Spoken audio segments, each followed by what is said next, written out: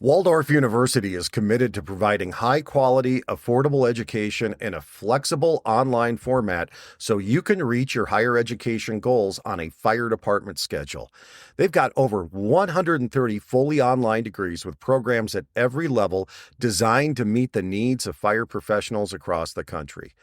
They will be at FDIC this year, so stop by their booth and find out how Blue Card can articulate over to credits, get you a discount, and also a free class. Waldorf University is offering 20% off of all Blue Card ICs right now if you go to waldorf.edu/bluecard for all the details.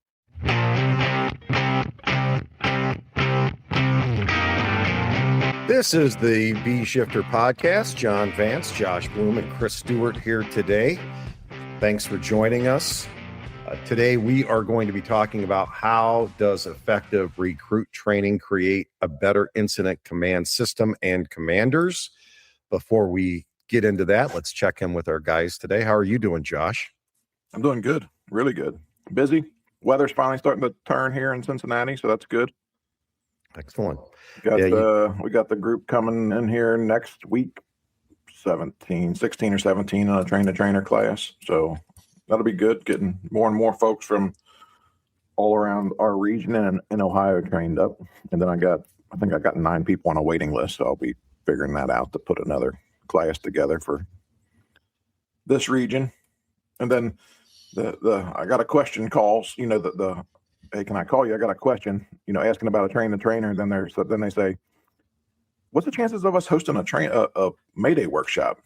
It's like, well, we can do it, but our schedule is filling up. I mean, we have classes every single month through the end of the year. So we have plenty of availability to do classes, but every day that goes by and people book classes, it gets more and more limited. So if you're looking to do something, reach out. bshifter.com has all the dates. I know there have been a few new classes posted in the last couple of weeks. Many of the classes filling up. We have one coming up in Snohomish County, Washington, that has been added. So get on there and check that one out. That would be a workshop class. And we continue to add things. So look for them in your region. Also, hey, on the Buck Slip this week, we announced we have a brand new CE that's out. So on traffic incident management systems. So that's there. And then we have revamped our download center at bshifter.com. So very easy to navigate now, more resources for you for free. It's very shareable for folks that are even not Blue Card users. So that's at bshifter.com. Chris, how are you doing? I am doing very well. Happy to be here. Josh was talking about weather. I just saw last night it's going to be 100 degrees here next week. So I'm not real happy about that. But other than that, we're going to keep plugging along. You were on Siberia duty for a while, though. What would you rather have, 100 degrees or the shores of Lake Michigan with 20 below wind chills? Yeah, I noticed the other day from January to February, I went on 100-degree temperature swing from like 10 below to 90 degrees, between two classes in less than 60 days. I thought that was kind of interesting. Yeah, that's fun. I was pretty much in the same climate last week. We were in Moses Lake, Washington, which is about 90 miles west of Spokane. A great group of people there, really bolstering up their command system, making a ton of improvements. They have added battalion chiefs now to each shift.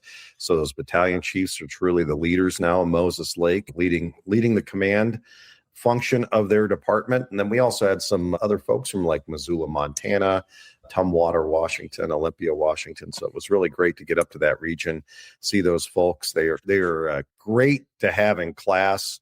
Very serious students when it comes to applying the science and art of command. So it was really a great week with them in Moses Lake, and we want to thank them for hosting us there.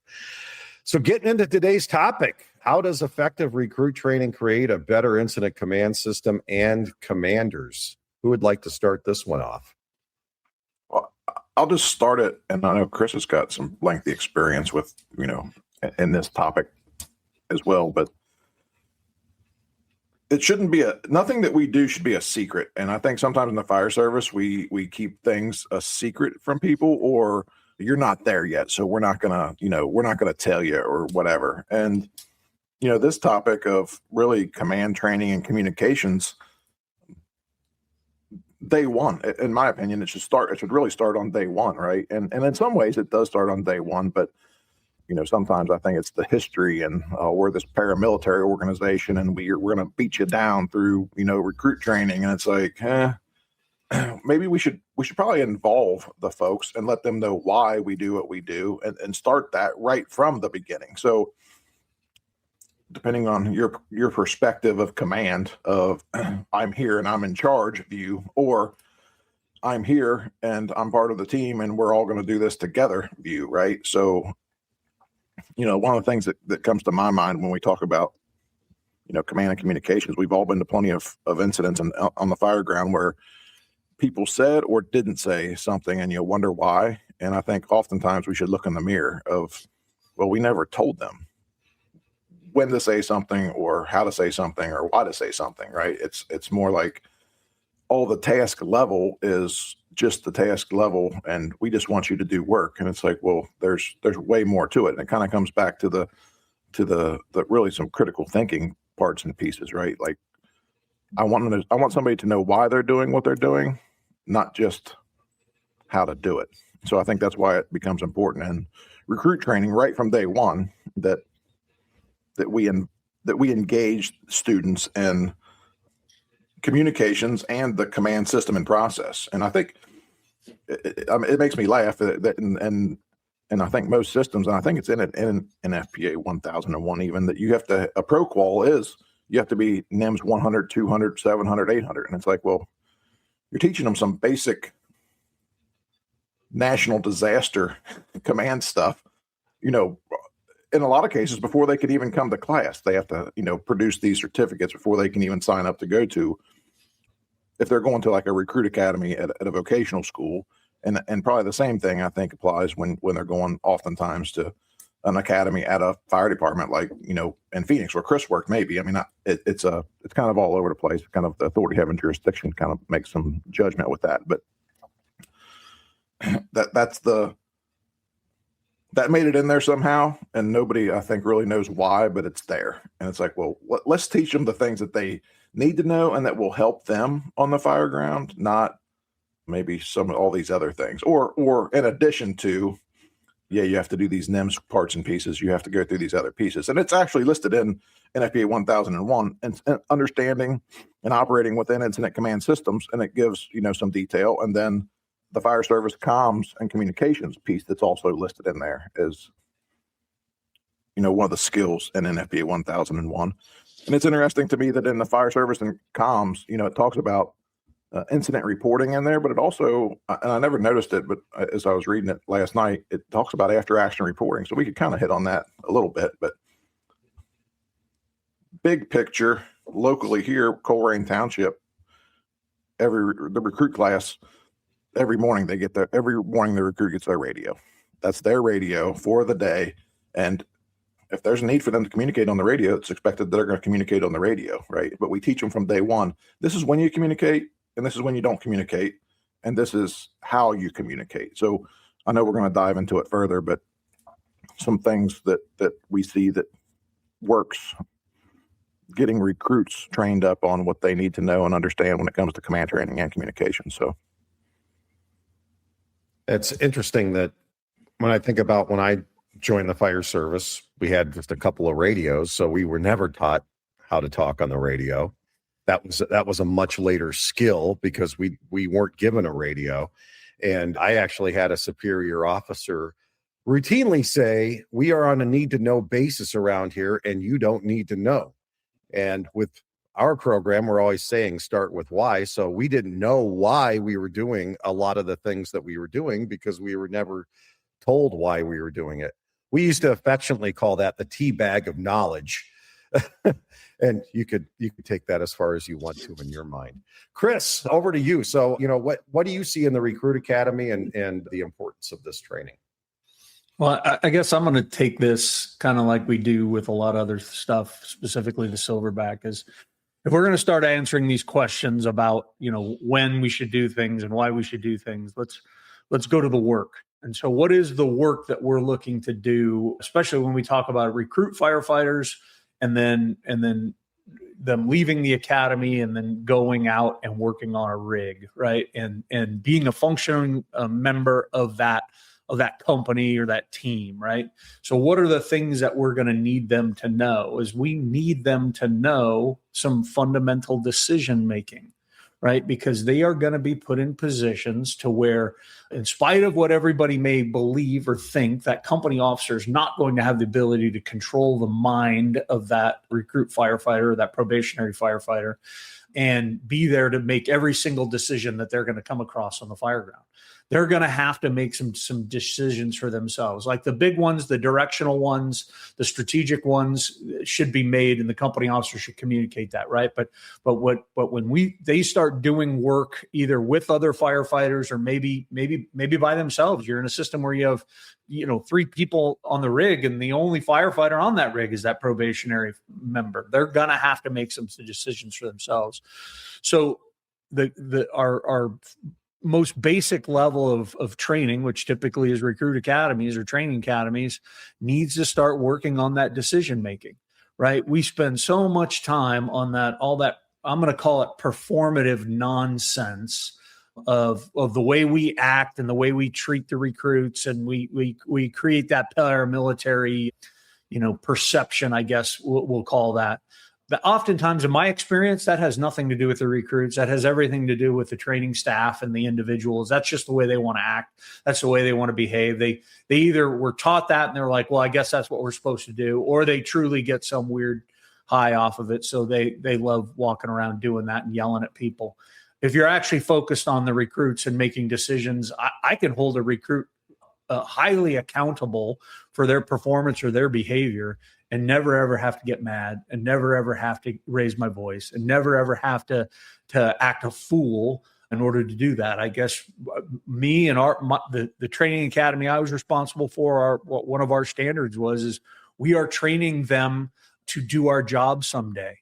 So if they're learning how to be a recruit training officer right now, in their firsthand experience, I want them to learn how to really do it so that we can be more effective with it down the road, or they can be more effective with it down the road. So when we start talking about decisions, we need to give them some type of foundation and some type of understanding of how to make these decisions. Then those decisions are going to connect, and they're going to learn from experience in their decisions, the good ones, the bad ones. We got to be able to review it and, challenge it and all that, and not necessarily in a negative way, but in a real way of how we're going to learn. Because when they start to do that systematically, fundamentally, every single time they run on an incident, well, they're building the skills to eventually become an incident commander. Now, some of them are going to do it better than others. There's no doubt about that, right? And some of them just aren't going to be great at it, or they may be great at it. And they may want nothing to do with being an officer or being an IC, and that's just fine, right? But the foundational decision making that we create in the training academy, that we create in probationary and new firefighters, is the foundation for making decisions as an IC, specifically an IC1, and then eventually an IC number 2, right? So we have to actually help them formulate around the fireground. They've got to be able to do things like actually size the incident up for themselves and determine the critical factors. And those are going to be directly related to the task that they're expected to accomplish on the fireground, right? So if my job is getting the line off the rig, getting it to the position where we need to, where we're going to make entry, and we need to decide when and how we're going to flow water. We need to decide when and how we're going to engage in search. All of those things, I need them to have some general understanding of that decision making. So I have to teach it in small pieces of, hey, here's how you do fireground size up. Here are the things that you're looking for. Here are the things that we care about. Here are the background things like building construction, types of occupancies, information about victims and rescue things, fire behavior. We need to talk about all that as a foundation, because those are going to influence those decisions that they make more heavily when they lack experience. But as they gain experience, they're going to be able to couple that maybe more effectively together. So we need to spend time with them on teaching them those fundamentals of how to do it. And then we need to give them the opportunity to exercise it. And then that's why in the world that I lived in, we called it functional evolutions, right? So this is where you're putting it all together. All the simple tasks that we teach in the academy, we put it all together. We show up, we evaluate the incident, we decide what we're going to do, we start to execute it, right, with other companies in concert at the same time, and then we do it like we should do it on the fireground, or in a way that we should do it on the fireground. So it becomes this system and process where they may not fully understand the bigger picture of this, why it's so important that I'm learning this. But I have firsthand experience that starting that at a functional level in the recruit academy tends to make better thinking and decision making at the firefighter level. And then it tends to make better thinking and better decision making at the company officer level. And when you have a kind of a holistic system where you have a fantastic command training system where you're doing it regularly, you clearly understand the standards, you're persistently exercising it, and you're monitoring how you do it out in the field. And you couple that together with recruit training that is teaching those fundamentals of decision making. You're going to help them make decisions about risk management at the recruit level. They may not fully know and understand exactly what it is, but it helps them make way better risk management decisions later in their career when they're responsible for more things or more people. And so the striving to create that system, like a true ecosystem of top to bottom effective decision making, really then starts to impact incident command and the incident commander's decision making. So I think that's kind of the way at least I see it, and the way I experienced in a nutshell, and the things that we were striving for, 100 years when I was doing it. How do you integrate it? And you were saying organically. So would you just work it if you were the world's training director? Would you just integrate it naturally into areas, or would there be a specific module, or is it both? What really would be the best practice in developing that training for the recruit? So for us is we took a 15-week training academy and we broke it in half. And it wasn't quite half. It was maybe, 60-40. The first 40% of the recruit training academy was on fundamental skills: throwing a bottle, stretching a line, throwing a ladder, operating forcible entry tools, operating power tools, ventilation, those types of things. And we got to a point where we call it midterms. All right, everybody has to demonstrate proficiency at these individual skills right now. And so they go through all that, they demonstrate their proficiency. The vast majority were able to. There were definitely some that could not. And when they couldn't, we had to have the conversation about that. I don't think this is the job for you. And then once we moved on, then it all became functional. And that's where we started talking about these things, is we would couple together these the skills with now thinking.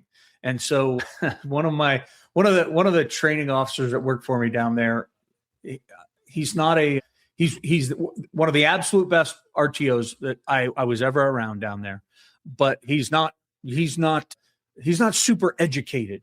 He knows how to get shit done, but he's not one of those super educated, smart guys. And so he goes, you know what? We're just going to have a put the fire out class. And I'm like, okay, what the heck is that? And he explains it to me. And so he starts building the foundation of them understanding some stuff about building construction, spending a lot of time on fire behavior, spending a lot of time on connecting all the dots of these physical skills. And then we go out and exercise it. And they build scenarios where they actually have to think their way through some things to be able to be more effective. There's going to be an officer there helping them, lead them, but they're going to expect the recruits and the firefighters to make those decisions, and they're going to go with those decisions, right? So we would spend a lot of time looking at things. This is kind of at the beginning of social media, and this was kind of the beginning of YouTube and all those. And so we had access to a lot more material to be able to look at. And so we figured out, and in my time there, one of the big things we did is when recruits showed up, they got issued an iPad. And so on the iPad hollered all their training material. Then it had also the ability to view all this stuff that we wanted them to look at. And then they could take it home with them and review it when they weren't sitting in class. And then start to exercise those things. So we introduced strategic decision-making, not as much as we would as for a company officer, but we were heavy on size up and critical factors. We asked them risk management questions. Where should you be? At least getting them in understanding that. And then, okay, based on that, what should we be doing here? And man, I'm telling you, if you raise the bar a little bit, especially when they're new with regards to thinking and all of the skills, right? Physical and mental skills, they tend to meet it. They're pretty excited. They're motivated. There aren't a lot of barriers for them. They want to become firefighters. They want to go ride on Big Red, right? So they did a pretty good job at it. Now it's the same laws apply to this as they do society. There's a certain percentage that are going to be C students, and they're always going to be C students. Fine, make them the best C student you can. And we kind of need them in a way to balance things out. And so we should spend time with that. So if we functionally break up the academy and we start to become very deliberate in what and how we're training folks to do things, we get way better outcomes. And it was very cool to see at the end of the recruit academy when they left what they knew. But then we have a whole bunch of probationary training modules that they go through in their 9 months on probation to see them actually develop and apply this stuff out in the real world. So it's pretty good. There's a few challenges with it, right? It's trying to get the field training officers to keep pace with what the recruits are learning, because oftentimes they're behind. They're lagging behind what the recruits are learning. And so they kind of get in the way a little bit, not necessarily purposely, but because they're not moving at the same pace as the recruits, or maybe the recruit training officers are. So we have to spend time training them. And it becomes this interesting dynamic, but it is manageable. And in the end, you create people that are better prepared to actually make decisions and utilize the incident command system than if you just wait until, hey, I'm going to take the officer's test and I better start looking at this incident command thing. Well, no, build it into the decision-making part at the beginning, and they're doing the same exact thing. Now you can just be more specific about, now you're going to play the role of an IC, and these are the functions and responsibilities of that IC. So it really does a pretty good job of connecting it, at least in my experience. Josh, what have you seen? Because I think your recruit academy is a lot of times consolidated with other departments or have been, parts of other departments. So what's your experience been with that kind of training?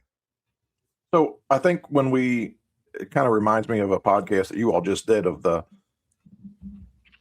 evaluating critical fireground factors. So standard conditions for standard, and then standard action, right? So like Chris was kind of talking about on that front end, teaching them all these, basic fundamental things, donning their gear, getting an air pack on, stretching a line, all of that. But then at some point, that trigger point of they know how to do that, but then connecting it back to when are they going to do it and why are they going to do it? So that's that evaluation of the critical factors piece. So what are these standard conditions that we see at houses, apartment buildings, strip malls, all of this? So one thing locally that happens is they use blue card sets and reps, or they just use Engine 1's view oftentimes with all the recruits in a room, or break out into smaller groups and have discussion on, here's a residential sim 2. What are the critical factors that you're looking at just from the outside? So just basic things, right? We're not expecting them to be the acting officer or the write-up officer, but we're preparing them for potentially their next job. And I think connecting the dots of, typically in our area, your firefighter recruit, you become a firefighter. Depending on what organization it is, after so many years, you can test to become fire apparatus operator or ATO, one or the other. Well, if we're training these people all along, it puts them in that much better of a place to make decisions. So when they become an engine operator, but they had this training on the front end as a recruit. It puts them in a better place. So what are they looking for? Why are we doing what we're doing? What's apparatus positioning and placement look like? It gets them thinking maybe a little bit more like their company officer. And then, it really is preparing them to be in that position to make those decisions, because at any given point, the officer's not there. Now what? Well, as Eric Phillips says, you're not just going to not do anything. So what are you going to do? So it comes back to that thinking part, I think, of that we keep kind of throwing around too, of what does that SDM class look like for firefighters, like their application of strategic decision making, using that same model, but they're not looking at maybe the 30,000 foot level. They're looking at, that maybe the task and tactical component that's happening, right in front of them. So we see that work locally well.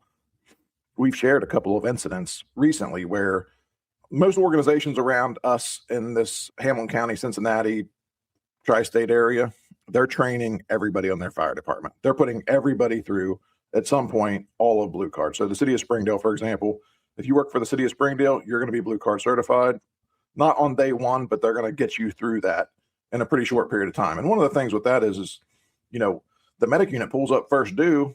Well, they can, make some decisions, or it's not the land of milk and honey, right? So the 4-year fireman might be riding in the front seat of the fire truck today, and that's just what it is. And the help or the solution is, well, then let's give them the tools and train them to the best we can to do the job. So what they might be missing a little bit of is the experience part of it. But as I've heard a lot of chiefs say, in a lot of cases, that could be good, because the only thing they know is the system. So that's what they're going to go back to. They're not going to go back to maybe something that they had accidental success on and deviate from a system. So I think there's tons of ways that you could use all of the curriculum and material that we have in the system, whether you're talking about recruit training, like these people have nothing, or you're talking about, I hired somebody out of a vocational school and they're still a recruit at the fire department and they're going to be on probation for a year. So then what does that cycle look like? Getting them on the same page and teaching them all the parts and pieces of how the fire department truly operates. So just to go back to that, like sets and reps parts and pieces, they put everybody in the same room, and there's just a discussion, right? It's like nobody's, it's not pinpointed on anybody, but we're just going to have a discussion about what are we looking at here, and then what does that mean, and what can we do about it? So it kind of comes back to one thing that they talk about is what's the problem and what can we do about it, and then really what's keeping us from solving the problem, right? So starting as soon as you possibly can with them is best to have the best outcome in the end. And I'll go back to what I kind of started with. There shouldn't be a secret. Like you're just a fireman, just ride back there. And I can't tell you how many times I've heard, even locally, company officers, turn your radio off. Well, how many reports have we read where firefighter was trying to call when their radio was off, or they leave their radio off and now they know that they need to turn it on, but when they turn it on, it isn't on the right channel. I mean, there's a list of things, right? So when we talk about this command systems and communications, it should start at some level right at day one, and teaching them how to operate within the system that you operate in within your organization or within your region. I smile because the first time I ever keyed a radio, I was given one during, we had a number of incidents going. I was a brand new firefighter, given a radio, and I had no idea how to talk on it. Like I had an idea, but no one ever told me, like, what do I even call myself? How do I refer to the other person? And I was calling to report an attic fire in a dwelling that I was in by myself, because we had split up. This neighborhood was hit with a storm. So I was made fun of mercilessly for years because of that radio traffic too. So I didn't sound the most competent, I'm sure, when that happened. I think you make a good point about the first arrivers being the initial IC and at least sizing things up when it comes to those AMBO crews. I know Chris came from a system where your first couple hundred shifts were spent on ambulance duty.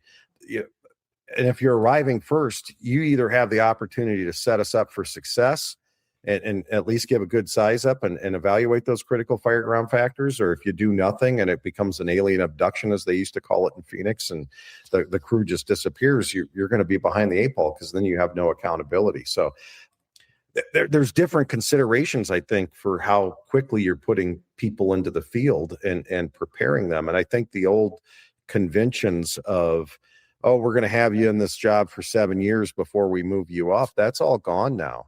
I mean, we were on a fast track for a while because of our turnover, that you had to learn to drive before you left your probationary period, because people were moving up so quickly. So, I mean, those old rules just don't apply. So any other thoughts on that first arriver and ways to prepare them?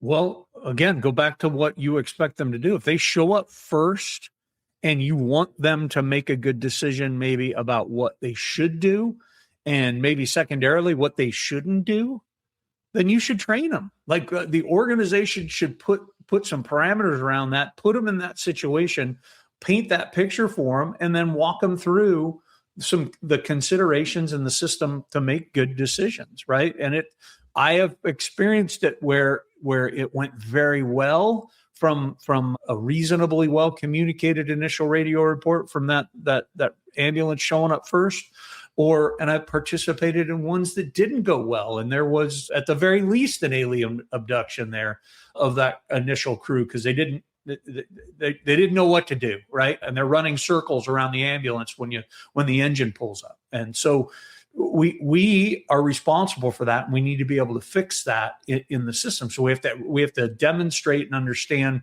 what it is that they're going to show up on, and then train them to that. So part of what they get in the academy needs to be, hey, all right, you're the first arriver class, if you will, right? And you're showing up here on an ambulance or rescue in our system first. This is what's expected. This is what you should do. Let's practice it. Here we have the ability to look at these videos or sets and reps, as Josh was talking about, and then do it in probation, right? And then spend the time, because in my system, you cannot work overtime in the field for the first 6 months. Right. So that's 3 months of the academy roughly, and then your first 3 months on the rig. And then when you hit that 6 month mark, now you're eligible to work overtime in the field. Well, that overtime in the field can be on an ambulance. That overtime in the field can be on a fire truck. And if you're working overtime in the ambulance and you're in the right seat of that ambulance and you show up in front of a working fire, then the expectation is that you can effectively communicate that and at least lay out, the occupancy, size, type, and height, and the fireground conditions that are going on right there to set everybody else up for success. And there is an expectation that you take command until you're relieved, right? Much like what the 1001 standard says. So I think that, like anything else, if you want them to have a clue and you want them to have any reasonable likelihood of being successful, you need to train them on it. You need to identify it clearly, break it into some smaller pieces, talk to them about it, give them the chance to exercise it. And you'll be amazed at what happens when you actually do that, whether it's being a first arriver and making decisions, or just the first time they have the nozzle in their hand, right? They've got to be able to make good decisions when that happens. I do want to go to a point, though, and go to the most severe and fundamental decision somebody's going to have to make on the fireground is when and why and how should I declare a Mayday? If I find myself in trouble, I need to make sure that I know how to do that. And I need to get the most reasonable way to get help coming to me is an effective ability to communicate that stuff. And then, hey man, what if my officer or what if one of my partners has a medical or something bad happens to us on the inside? I need to be able to communicate. Well, the first step in communicating that is making the decision to communicate it and recognizing that this is a problem. And then I have a process that I need to get on the radio and say, Mayday, Mayday, who, what, where, and needs, right? And I practice that. I have a lot more likelihood of being successful, right? So this goes from what appears to be or seems to be like the less critical, but I actually think it's hugely critical about when I'm going to open the nozzle, to all the way to when the hell should I get on the radio and say Mayday, Mayday, Mayday? Right. And so we have to work in between those two and utilize those as the boundaries and try and hit everything in between them to be able to help folks make good decisions. Yeah. So, Chris went to the huge reason why we need to teach people to communicate and when to communicate and how to communicate. And when I think about that, it comes down to understanding how to activate the system.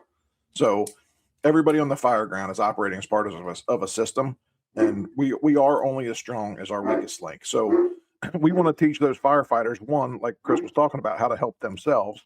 But I'll back it off all the way to we're laying off a supply line, the firefighters at the hydrant, and the hydrant's dead, and they don't know what to say. I mean, I've seen firemen run down the street to tell the pump operator before the hydrant won't come on. And it's like, you have that radio, key it up, right? So going through the academy and talking about within your organization, recruit or everyday fireman or 20-year veteran, it doesn't matter.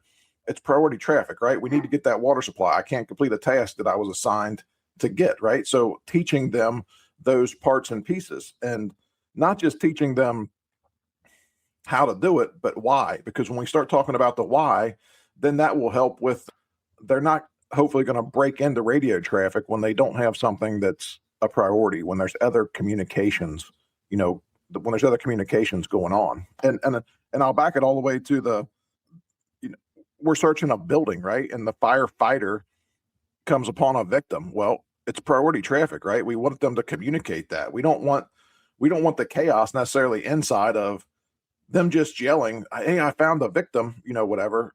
If they call it right out, everybody hears it, right? So if you find a victim, then what does that look like? But if we want them to talk on the radio, we have to teach them those parts, pieces, components, the basics of that, the basic fundamentals of it before they get to that exercise, if you will. So even in the Recruit Academy, right?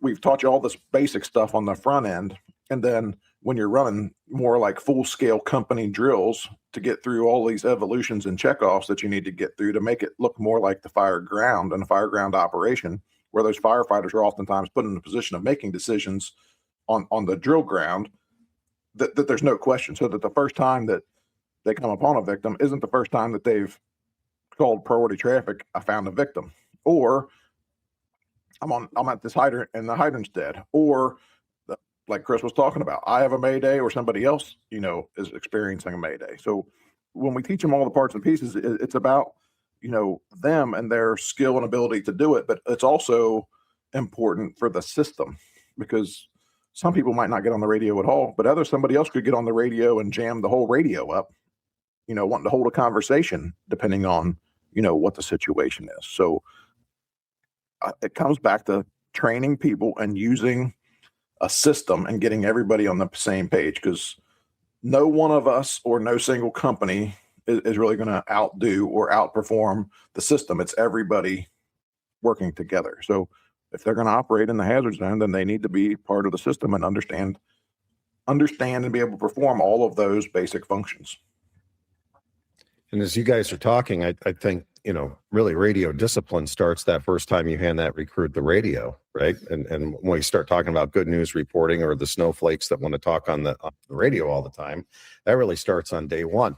I think another thing that just spurred a thought with me is how we used to train versus how we train right now, because at least our training was very evolution based. Oh, we're going to go burn, we're going to go stretch a line, we're going to go throw ladders, which are all good skills. But once we're bringing that together in multi-company training, even in the Recruit Academy, if we have multiple squads or units in the academy, that needs to be done just like we do it in the field. So it looks like we do it in the field. That's the scrimmage, right? So, we have somebody as IC number one sizing up, giving all the functions that IC number one does. And then we have an IC number two come in, do that command transfer. So then they're used to talking to people outside. And that's where we start to probably quash the "give me 2 more minutes, chief," that we hear so often, because now even the recruit on the inside's matching up with, hey, that chief on the outside seeing things that I don't see. That's why they're telling me to get out of the building right now.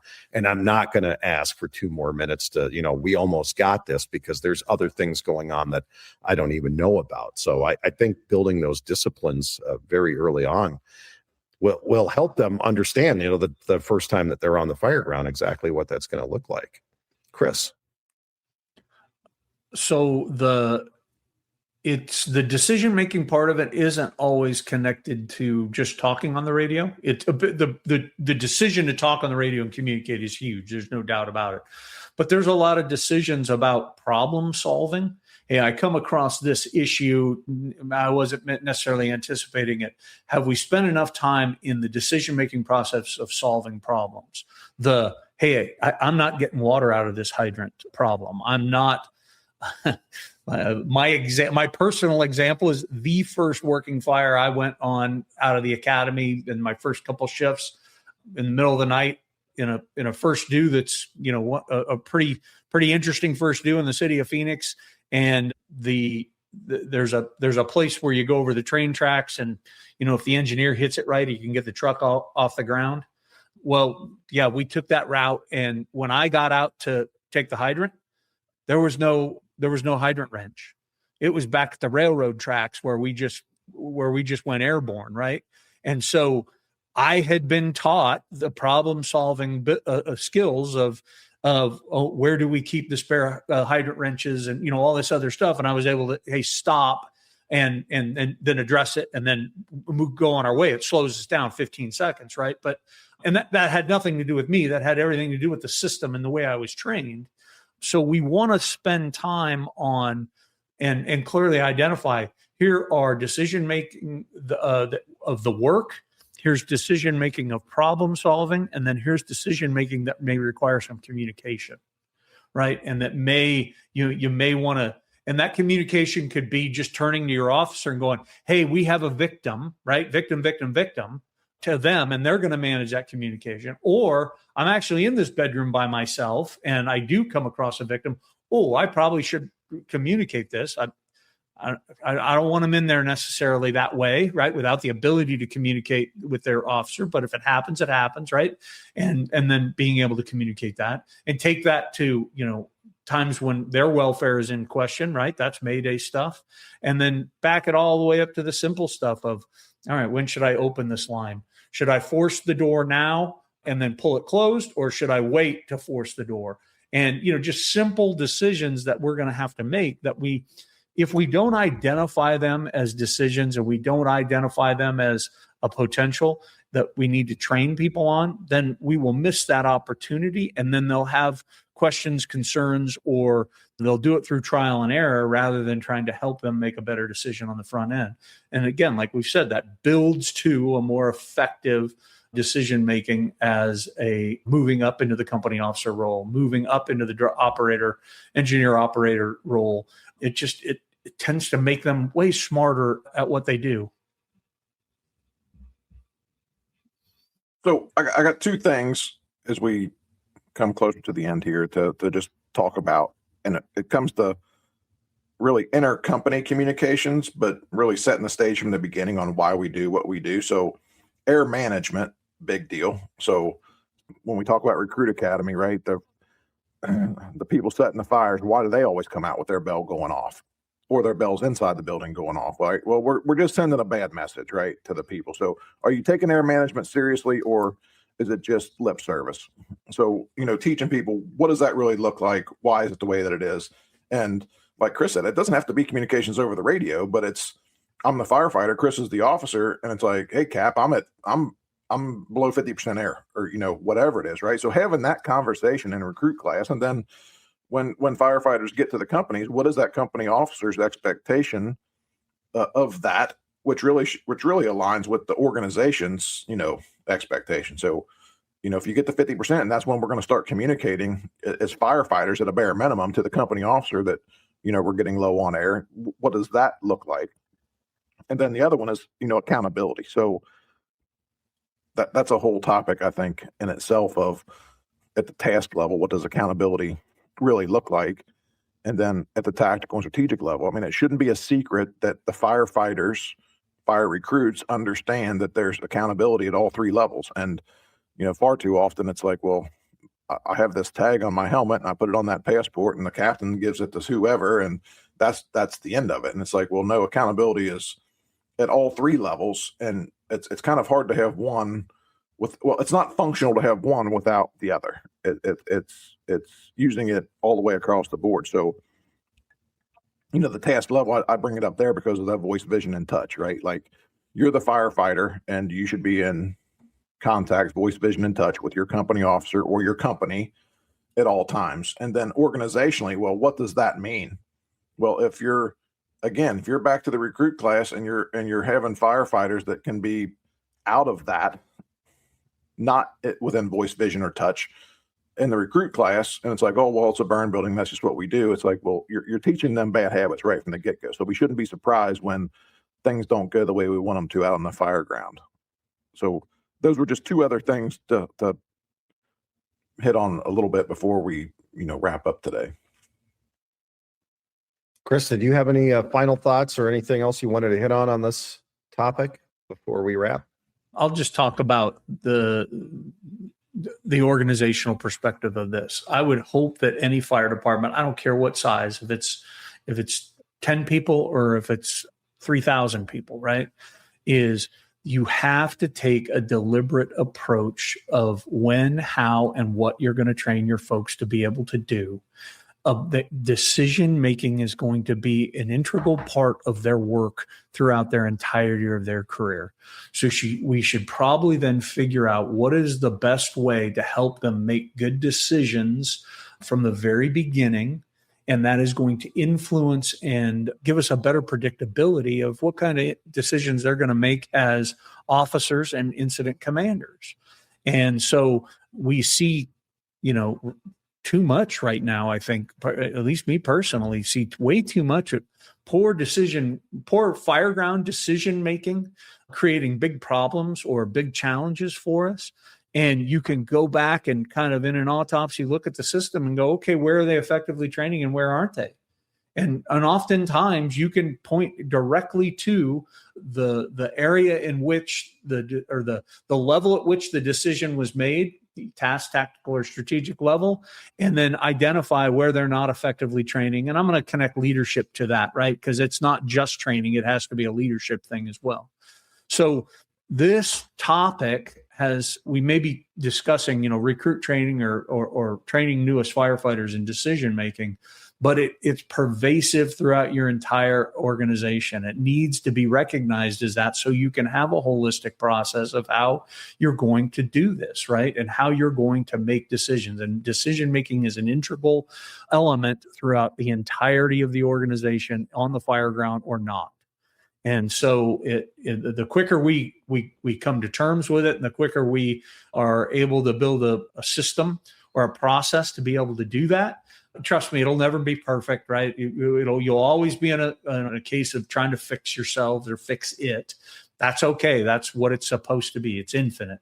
But those are the things that organizations really need to start to pay attention to, and you will see true benefit from it when you start to improve that training and decision making when it comes to the fire ground.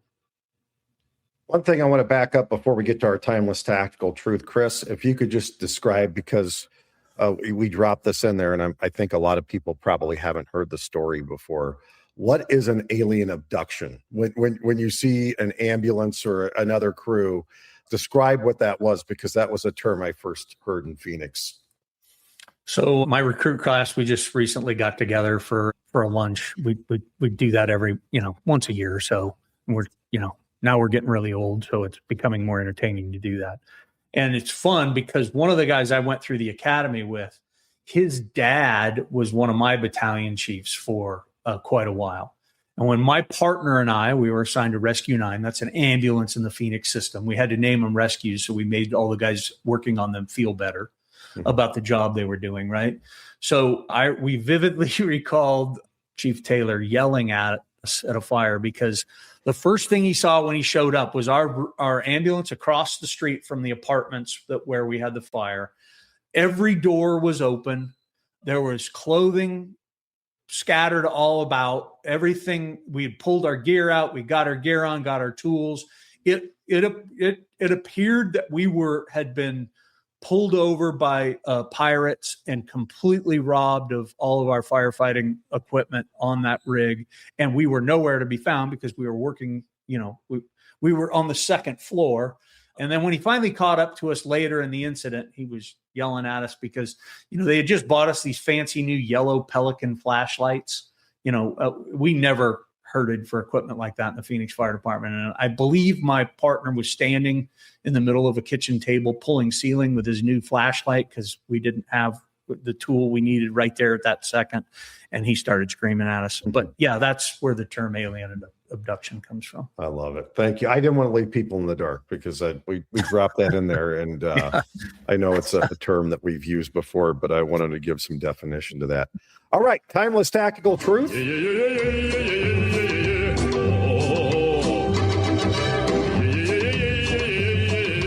Timeless Tactical Truth from Alan Brunacini, and this comes from the Timeless Tactical Truth book. Safety zones and escape routes work best when everyone knows where they are at the moment they need them.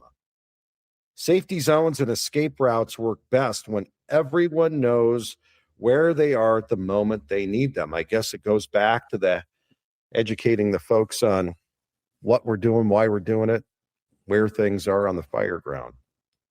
So I can start that with, that's why we say that we communicate the incident action plan to everybody on the fire ground, that everybody's on the same page and that there is no secrets, that everybody just doesn't show up and just start doing what they're going to do, that we get there and we identify critical fire ground factors.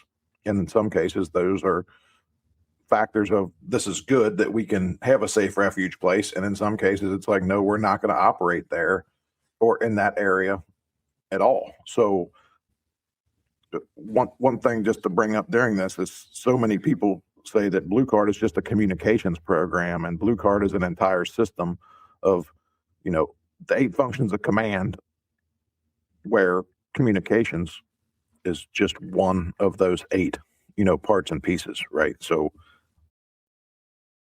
that's kind of my 2 cents on that.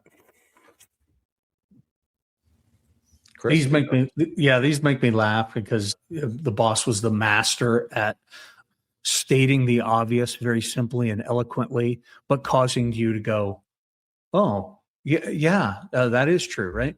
It's not an escape plan or an area of safe refuge or any of that if we don't know about it, right? It's not usable in any way. If I'm stretching off a standpipe into a smoky hallway and I don't know and understand that if things start to get bad, I'm going to back out to the safe area of safe refuge in that hallway. If I don't know and understand that, we don't actually communicate it, I don't identify it, we don't train on it, then if I don't understand it, it ain't going to make me any better. I'm not going to be able to use it effectively at all, right? And so, yeah, it makes me think of Wildland, LCES, having an escape route and having a lookout and all those things. Well, it makes sense that that's part of a well-practiced command system. Like Josh said, I'm communicating an IAP, and I may have tactical level bosses and task level supervisors, managing and organizing, say, okay, if this happens, here's where we're going to go. Or even simple things like a round trip ticket. And we're going to go in there and we're going to work our ass off to get in the building. We're going to work our ass off doing whatever it is, flowing water, trying to control the fire, what have you on the inside. But I have no plan, and I'm not going to communicate or be prepared when we should leave. Right? That doesn't make any sense. So I need to have that well-versed thought and planning as a supervisor. No, we're going to go in here. I'm going to do these things. This is when we're going to look at our air and pay attention to it. I'm going to ask. These triggers are going to help remind me. And then we're going to be able to get out before our low air alarm's going off. Right. So it's the epitome of the round trip ticket. It's the epitome of, no, we have to understand if this doesn't go well, this is where we can get back to that's safe, or areas where we'll be protected, whether it's in a big building or hell, even in a small building. I've had to back into places in small buildings. So let's get out of this flow path and let's knock this down before we move forward. Right. So if we don't talk about it, it's not part of the standard process, then they're pretty much useless. And I think to add to that, a lot of this can happen on the front end before the bell even rings. Right. So, I mean, if we're talking about this month, we're going to talk about multifamily apartment buildings with center hallways. Well, where are, like Chris said, where are these places of safe refuge? Well, the fire apartment's on the right-hand side, and we've had some kind of an event where it's blowtorching into the hallway now. Well, there's 20 other apartments in this hallway that may be the safe refuge place for us. Or we can, if we possibly can get there, back into a stairwell. But the time to think about that isn't when it happens to you. It should be in your playbook before it happens. Like, and we've all been in that position. Like, we were not expecting it to get like this. And then you're trying to figure out what you're going to do. And a lot of times, depending on, well, building type and construction, when we talk about critical factors, we can have some of these discussions about here's options and things to think about without having to jump out of a window. Gentlemen, thanks for another thought-provoking discussion today. Appreciate you guys taking time to be on the Be Shifter podcast. And for everyone out there, if you have either a topic you'd like us to address or any questions, our emails are in the show notes. You can get a hold of us at any time. And until next time, thanks so much for listening to Be Shifter.